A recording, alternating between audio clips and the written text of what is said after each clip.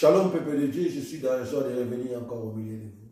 C'est votre humble serviteur, l'évangéliste Saint-Michel Banfoumou. Je viens encore avec un message de la part de notre Seigneur pour ses enfants de par le monde. Si vous permettez, avant toute chose, je vais commencer par la prière. Père, le véritable Dieu, le créateur de toutes choses, merci. Merci encore une fois de plus pour cette grâce, cette opportunité que tu viens de m'accorder, Seigneur, en cet instant pour me mettre devant cette chair, pour parler de ta part. Seigneur, qui embrase tout ce qui mon âme, mon esprit, qui Père de gloire, tout ce qui sortira de ma bouche, Seigneur. Te verse l'onction, la puissance de l'autorité. Père de gloire, puisse ramener la vie, donner la vie à tes enfants, à toute personne qui écoutera ce message, Seigneur. Ainsi, dispose le cœur de tes enfants, Seigneur. Et que ce message, Seigneur, puisse se transformer de vie, puisse changer de vie. Sois béni, sois élevé, le véritable Dieu. Manifeste-toi, règne, maître au milieu de nous, et de jusqu'à la fin de tes saintes mains. Seule l'autorité du roi de gloire, l'autorité du Christ, la seigneurie du Christ, la présence du Christ, puisse régner, demeurer dans ce lieu. Change l'atmosphère de ce lieu. Change, prends le contrôle de toutes les choses du périmètre, du périphérique de ce lieu. Béni soit ton nom, le roi des rois. Savoir ainsi prier au nom du puissant ressuscité Christ et le Seigneur des Seigneurs. Amen. Dans la Bible, je vais lire la parole du Seigneur. Nous aurons deux versets à lire. Philippiens, prenons nos Bibles. Philippiens chapitre 1er, verset 1 et verset 21 à 23. Après, nous allons lire Galates, chapitre 2, verset 20. Sans plus tarder, je lis la parole du Seigneur dans l'épître de Paul aux Philippiens, chapitre 21, verset 23. Pour moi, certes, la vie c'est le Christ et mourir présence un gain. Cependant, si la vie est dans cette chair, doit me permettre encore un fructueux travail. J'hésite à faire un choix. Je me sens pris dans cette alternative. D'une part, j'ai le désir de m'en aller et d'être avec le Christ et ce qui serait et de beaucoup bien préférable. Je continue Galates chapitre 2 verset 20. Galates chapitre 2 verset 20. Épître de Paul aux Galates.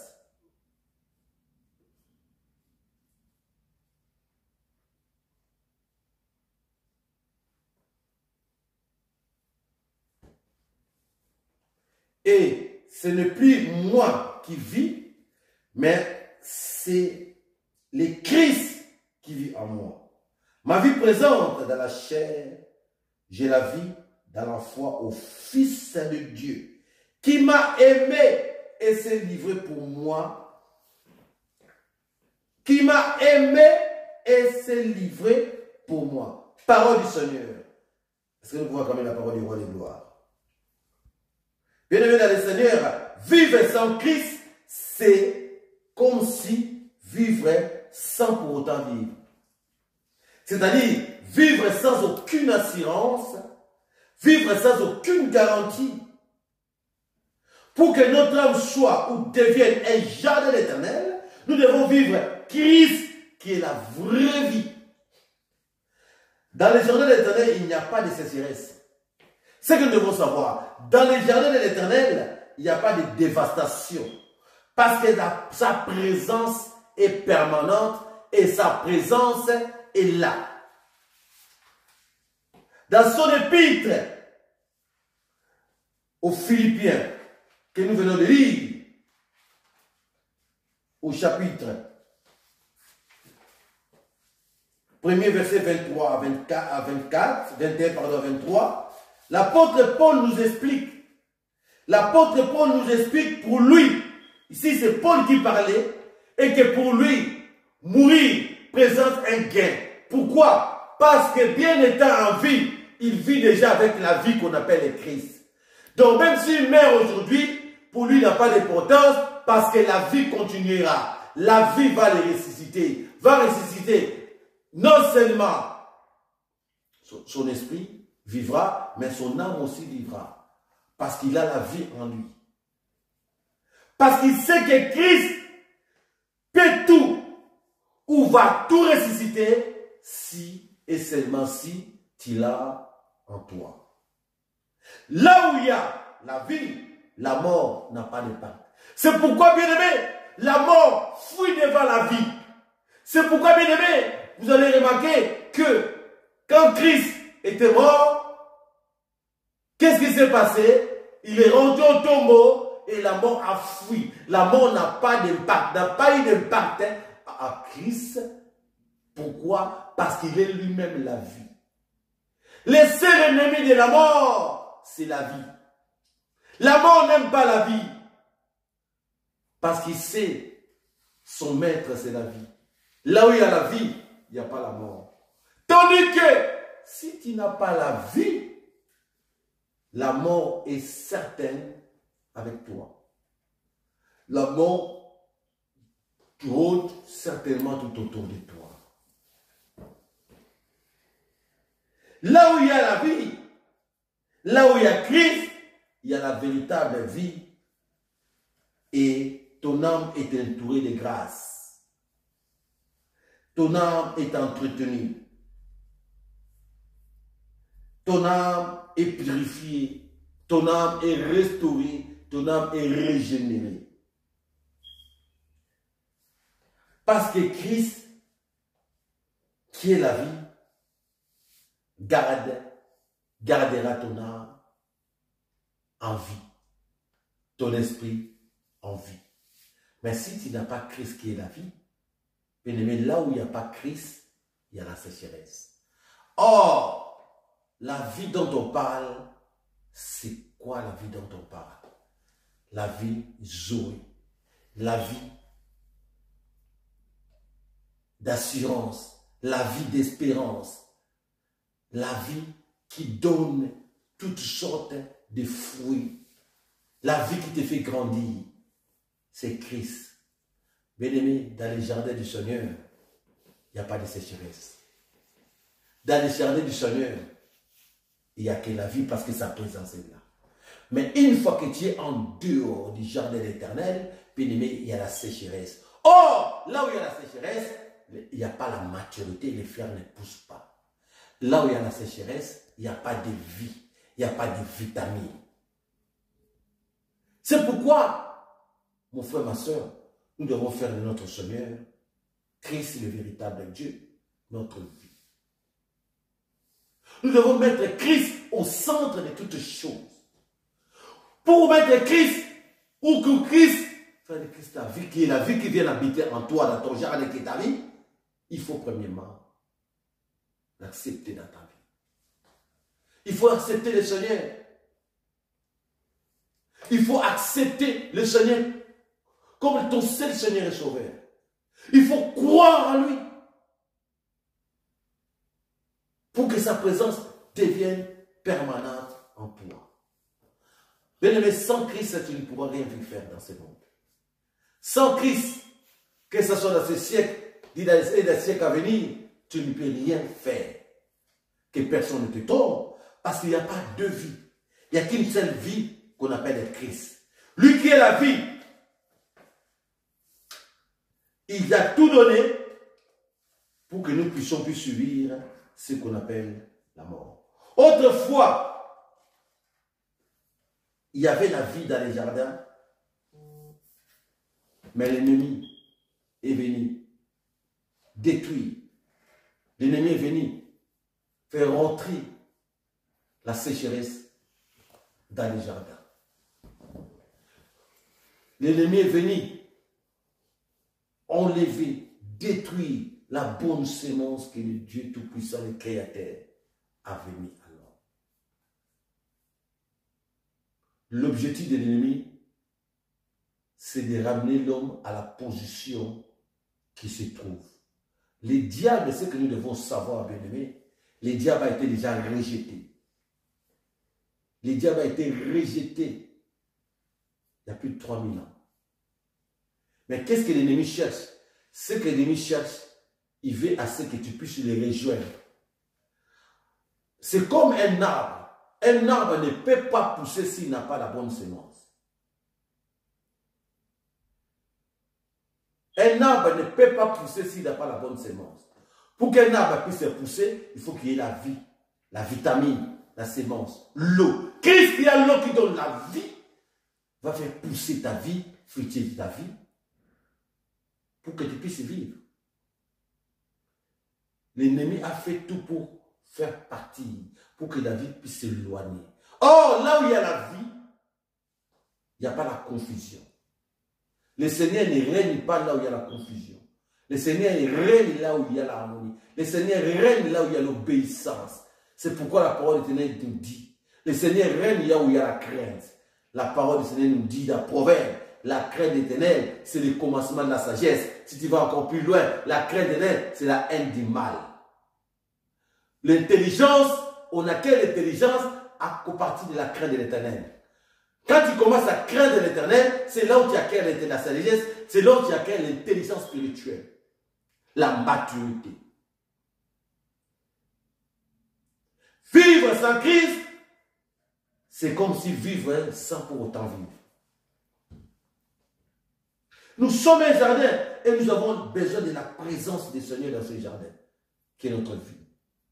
Parce que c'est lui qui va venir avec son eau pour arroser. Arroser les fleurs, arroser les plantes. Si Dieu n'arrose pas, le soleil quand il va taper, tu vas sécher. C'est-à-dire, quand l'ennemi va venir avec les épreuves, avec les attaques, tu vas succomber. Les fleurs et les plantes ne peuvent pas pousser là où il y a la sécheresse. Christ qui est l'eau qui donne la vie. Il est l'eau qui donne la vie. La parole du Seigneur nous dit ceci. Celui qui a Christ a la vie. Celui qui n'a pas Christ n'a pas la vie. Nous sommes dans le premier épître de Jean, chapitre 5, verset 12. Celui qui a Christ a la vie. Celui qui n'a pas Christ n'a pas la vie. Alors, est-ce que tu as réellement Christ dans ta vie? Parce que celui qui a Christ a la vie. Et celui qui n'a pas Christ n'a pas la vie. Tu es sûr d'avoir Christ en toi. Tu es sûr d'avoir la vie en toi. Tu ne peux pas vivre sans la Christ. Tu ne peux pas vivre parce que Christ, il a la vie. Il a tout en lui.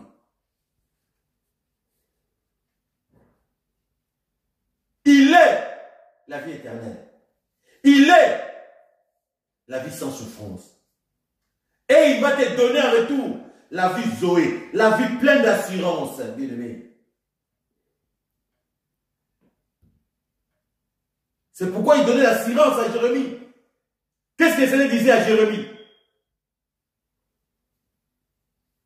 Ne crains point, car je suis avec toi pour te délivrer, dit l'Éternel. Nous sommes le livre de Jérémie, chapitre 1, verset 8. Mon frère, ma soeur, Dieu est avec ceux qui le servent dans la vérité. Notre Dieu est avec ceux qui le servent dans la vérité. Si tu sers le Seigneur dans la vérité, il est avec toi, il sera avec toi, il va t'accompagner tous les jours de ta vie. C'est pourquoi quand nous allons dans Apocalypse, qu'est-ce que nous dit l'Apocalypse? Apocalypse, quel est le livre de l'Apocalypse? Apocalypse dit, celui qui vaincra n'aura pas à souffrir ou à subir la seconde mort. Pourquoi? C'est ce que je viens de dire tout à l'heure.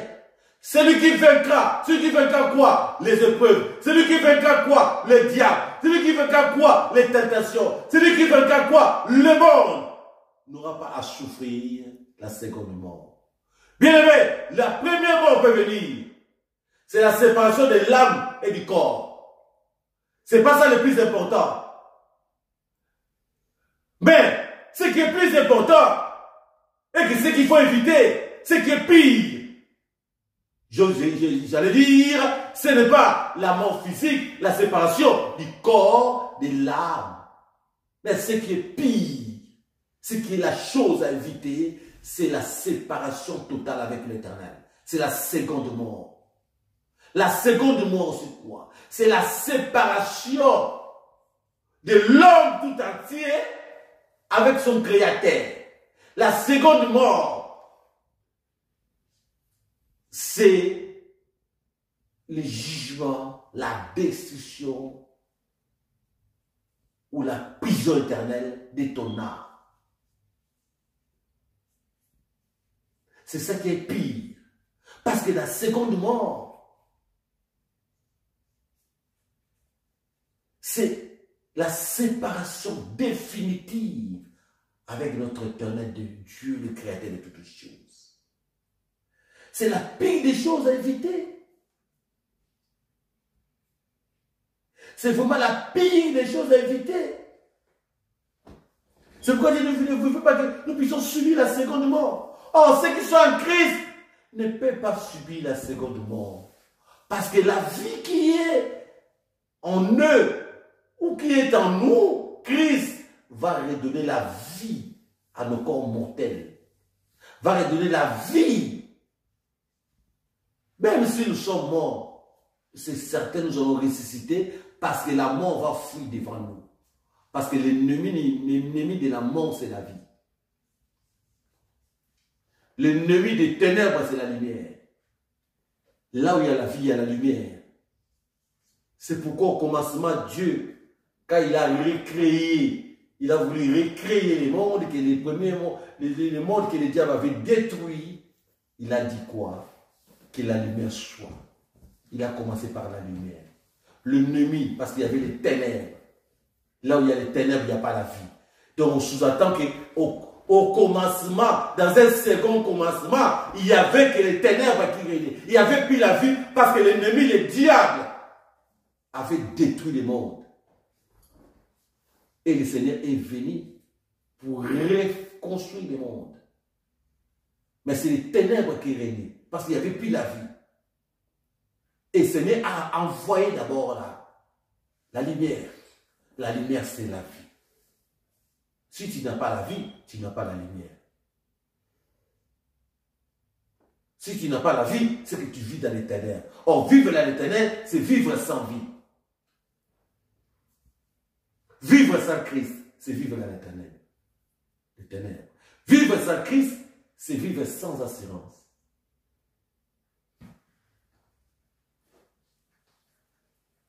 Le thème de notre message de ce jour, c'est la vie, c'est Christ. Notre thème de message, notre thème de notre message de ce jour est la vie, c'est Christ. Pourquoi? Parce que sans Christ, il n'y a pas de vie. Il n'y a pas de vie. Mon frère, ma soeur, sans le Seigneur, notre Seigneur est Christ, le Fils du Très-Haut. Dieu a envoyé son Fils unique pour nous donner la vie. La vie qui était partie autrefois dans les jardins. La mort s'est installée. Il y avait le tohu-bohu. L'ennemi avait pris le contrôle du monde. L'ennemi nous a mis à genoux.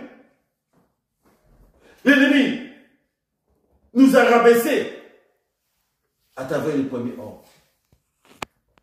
Mais Christ est venu nous relever à travers son sacrifice, à travers son obéissance. C'est pourquoi le Seigneur a fait à ce que nous puissions faire pareil. Nous puissions obéir à son Père à travers lui. Que nous puissions obéir à notre Dieu créateur à travers son Fils unique. Pour que la vie puisse demeurer en nous. Pour que Christ puisse demeurer en toi, tu es obligé de marcher dans l'obéissance et dans la crainte. Obéir au Fils unique de Dieu, c'est lui qui t'a relevé, c'est lui qui t'a remonté et c'est lui qui est venu te redonner la position initiale que tu avais perdue dans les jardins de Dieu. Un Dieu qui était rabaissé au niveau d'esclaves. L'ennemi a voulu faire, autrefois, il avait fait de nous des esclaves. Et nous avons, le Christ est venu pour nous redonner la place qu'on avait perdue. N'oubliez pas, nous sommes l'image et la ressemblance de Dieu. Vivre dans la lumière, c'est faire refléter cette image-là de Dieu qui est en toi. Tu es un Dieu, sans le savoir. Vivre dans la lumière, vivre dans la lumière, vivre avec Christ, c'est refléter cette ressemblance-là, entretenir cette ressemblance que tu as. Car nous sommes la ressemblance, la vraie ressemblance de Christ. C'est pourquoi Dieu veut à ceux où Dieu veut vivre demain avec ceux qui vivent dans la crainte, dans la sanctification, dans la justice et l'obéissance. La crainte, la sanctification, la justice et l'obéissance.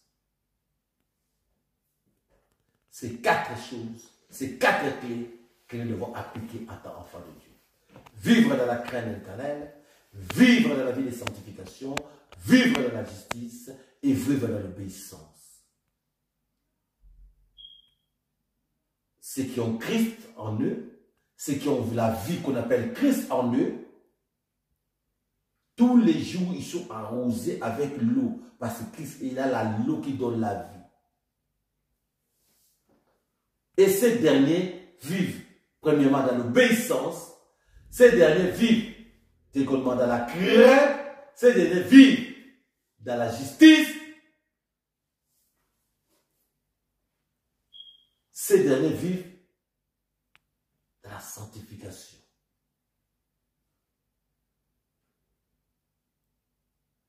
Est-ce que c'est le cas de toi, mon frère, ma soeur, ce matin?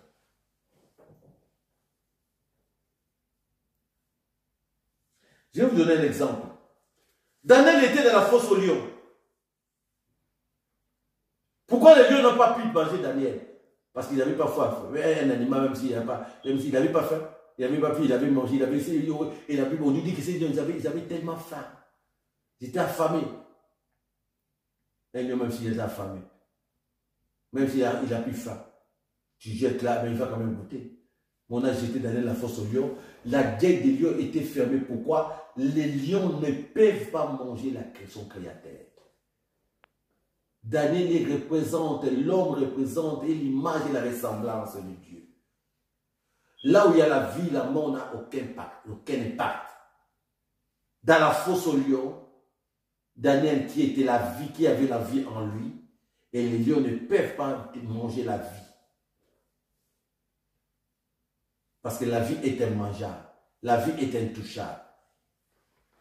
Regardez, la vie a fermé la gueule de ce lion. Ils n'ont pu rien faire à Daniel. Demain, Shadrach, Meshach, Abednego, dans la fournaise ardente. Le feu ne pouvait pas les consumer parce que la vie et le feu dévorant. Là où il y a la vie, il n'y a pas la mort. Là où il y a la vie, la mort n'a aucun impact, aucune influence. Parce que la vie est là. La fournaise s'est transformée en climatiseur. 1000 degrés s'est transformé à moins 18 degrés. S'est transformé à 18 degrés, pardon. S'est transformé à 16 degrés. Quelle fraîcheur!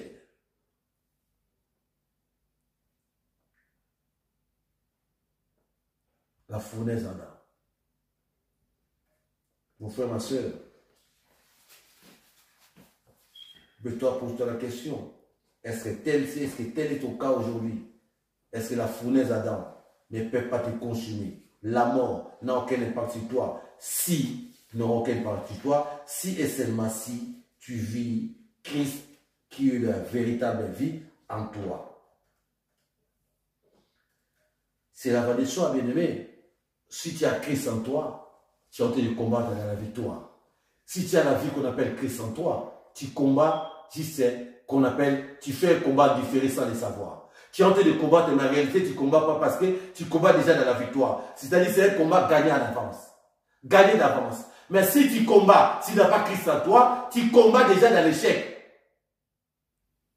C'est que ton combat est déjà perdu d'avance. Je vous donne l'exemple de David. David avait déjà vaincu Goliath avant même de lancer les cailloux sur lui. Pourquoi? Parce que David avait la vie qu'on appelle Christ en lui.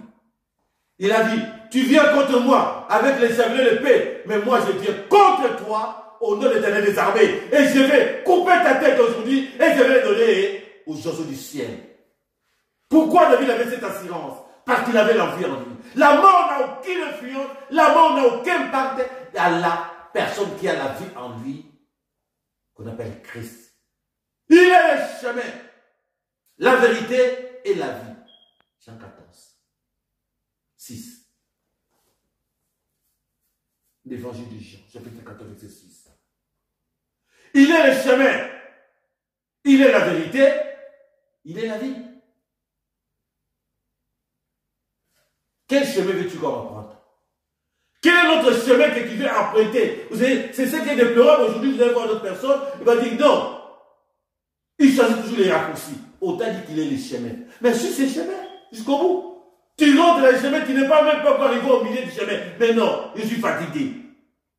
Tu veux choisir les raccourcis. Mais une fois que tu sors du chemin, c'est la mort qui t'a assuré. Ceux qui vont dans les loges, ceux qui vont signer les pactes avec l'ennemi, parce qu'ils ne sont pas patients. Bien-aimés, vous devez être patients. Demeure dans les chemins. Le Seigneur est le chemin. Toi, tu veux emprunter un autre chemin. Il n'y a pas d'autre chemin qui peut t'amener dans le bonheur. Les raccourcis que tu cherches, ça va t'amener à la mort. C'est la mort qui donne les raccourcis. Mais le véritable chemin qui donne la vie, c'est Christ. Il est la vérité, mais non. Toi, tu suis notre vérité.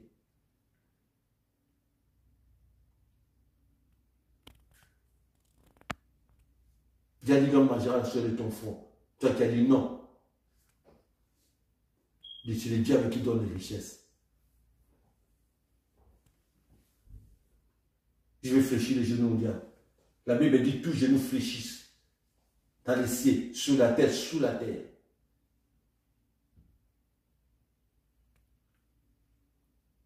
Et le créateur de toutes choses te montre le chemin. Tu ne veux pas emprunter ce chemin, mes amis. Il n'y a pas d'autre chemin qui sauve. Il n'y a pas d'autre chemin qui délivre. Il n'y a pas d'autre chemin qui guérit. Le seul chemin qui sauve, c'est Christ. Le seul chemin qui délivre, c'est Christ. Le seul chemin qui bénit, c'est Christ. Le seul chemin qui restaure, c'est Christ. Il est la seule vérité. Que si tu puis appliquer cette vérité, tu vivras.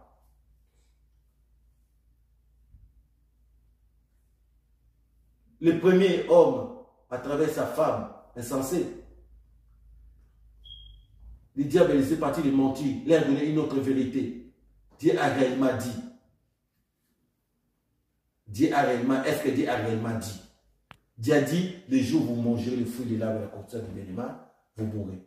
Il y avait l'arbre de vie, non? Et il se contente qu'il y ait de l'arbre de la connaissance du bien et du mal. Personne ne peut contenir Dieu. Dieu, il est incontenable. La connaissance, c'est pour la tête.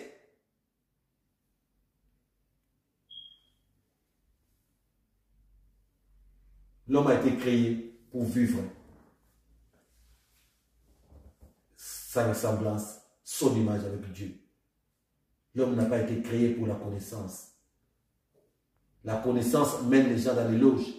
La connaissance que le diable donne aux gens aujourd'hui, la connaissance du mal et non la connaissance du bien. Dieu a fait l'homme à son image, à sa ressemblance. L'homme, il est déjà bien. L'homme, au lieu de choisir le bien, il est parti choisir le mal. Nous n'avons pas été créés pour connaissance, pour connaître le mal. L'homme a été créé pour adorer son Dieu, pour adorer son Créateur, le bien.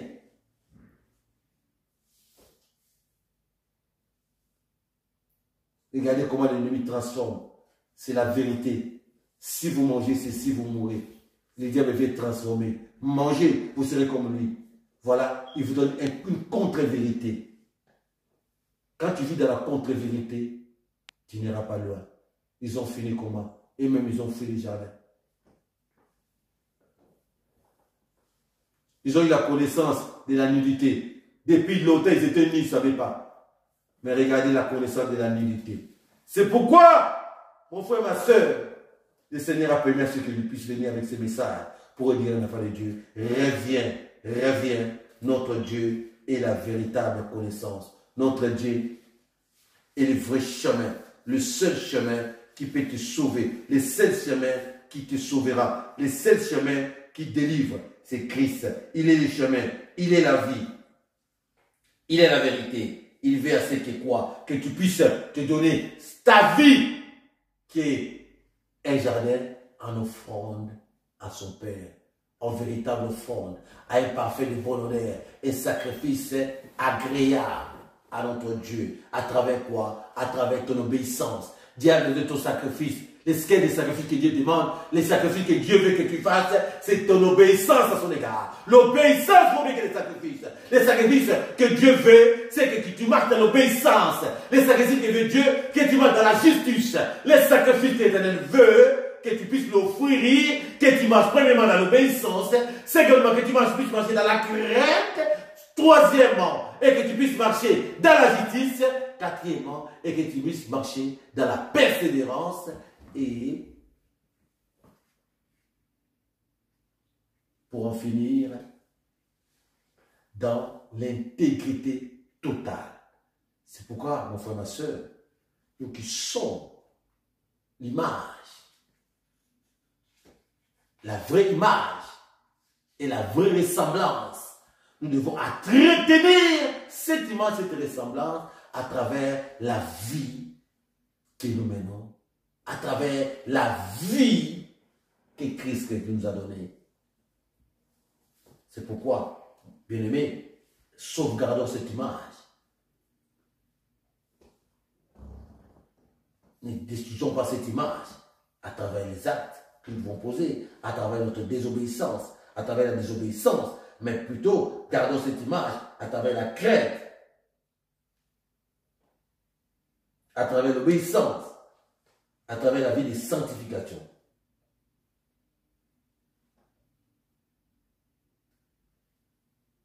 Écoutez, le Seigneur nous dit ceci. J'aime ceux qui m'aiment, qui me cherchent avec empressement, me trouvent. Cherches-tu Dieu avec empressement? J'aime ceux qui m'aiment. Toi, tu n'aimes pas Dieu. Est-ce qu'aimes-tu réellement ton Seigneur? Pourquoi tu veux les raccourcis? Si tu aimes réellement ton Dieu, pourquoi tu vas suivre l'ennemi? Les 2 premiers 6 ans, ils aimaient réellement leur Père. Quelle déception. Le premier homme, Adam, ainsi que sa femme, s'ils aimaient réellement leur Dieu, leur Père, quelle trahison. Écoutez ce que Dieu dit dans la parole. J'aime ceux qui m'aiment, qui me cherchent avec empressement me trouvent. Cherches-tu Dieu réellement? Où vas-tu chercher Dieu? Dans les loges sataniques? Où cherches-tu Dieu? Chez le magicien, c'est les féticheurs. Dieu se laisse trouver. Et il n'est pas loin. Il est juste là à côté de toi. Le Seigneur est là. Il veut que tu poses un geste, tu fasses un pas. Fais un pas en avant. Et lui aussi va s'avancer vers toi. Chez moi sont la richesse et la gloire, les biens stables et la justice. Mon fruit est meilleur que l'or fin. Mes produits meilleurs que le pur argent. Nous sommes dans Proverbe, le livre de Proverbes chapitre 9, verset 17 à 19. Où veux-tu aller chercher le bonheur? Je ne vante pas. La parole nous dit clair. J'aime ceux qui m'aiment, qui me cherchent avec empressement me trouvent. Cherches-tu réellement Dieu? Aimes-tu réellement Dieu? C'est la question que tu dois te poser et tu dois répondre toi-même avec ta propre conscience dans ton cœur. Chez moi, la richesse il y a la richesse, il y a la gloire, il y a les biens stables, il y a la justice. Bien aimé, il y a la richesse avec Dieu. Parce que c'est lui le créateur de toutes les choses. Mes produits meilleurs. Mes produits meilleurs que le pur argent. Tout ce que Dieu nous donne est meilleur. Tout ce que Dieu veut, c'est notre bonheur. Tout ce que Dieu veut, c'est notre réussite. Tout ce que l'Éternel veut, c'est notre élévation, c'est notre succès, parce que nous sommes son image, nous sommes sa ressemblance. C'est pourquoi notre Dieu veut à ce que l'homme puisse se développer et construire une relation non seulement fraternelle, mais une relation non seulement éternelle, mais une relation fraternelle.